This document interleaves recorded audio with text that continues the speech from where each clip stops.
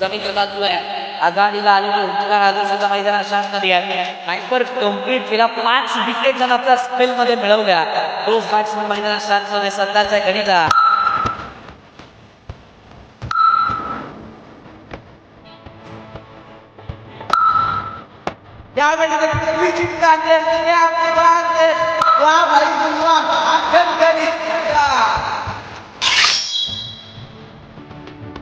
आज ओंकार आणि ओंकार या नावाचाच गोल झाला.